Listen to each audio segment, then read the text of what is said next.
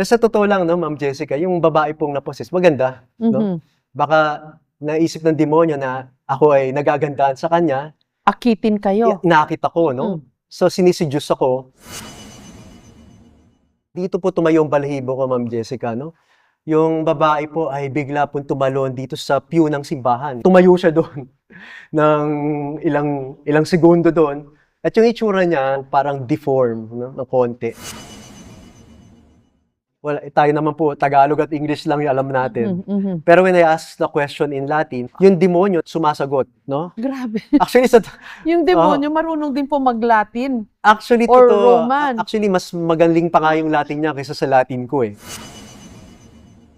So, totoo ho pala Totoo po, ma'am. na masamang laro itong Spirit of the Glass. Bukod po sa Spirit of the Glass, marami pa pong forms, eh. Meron tayong tinatawag na Ouija boards because you're communicating with an evil spirit. Kahit yung simple pong ballpen, eh, puwedeng gamitin din ng demonyo 'no.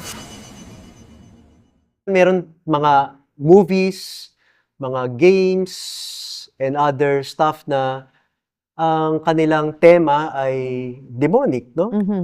'Di ba, mga witchcraft, demonic, games. A lot of young people are into gaming.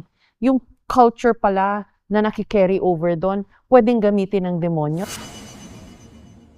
I was doing, my spiel. So, yun Opo. yung spiel ko. Siguro hindi nagustuhan ng mga spirito. Nasira po yung mic namin and then they had to get another mic. Nasira ulit. Sabi nung guide namin sa Auschwitz, "This has never Never happened before." And then pag-uwi ko po, yung kuha ko dun sa gas chamber, may orbs na lumabas.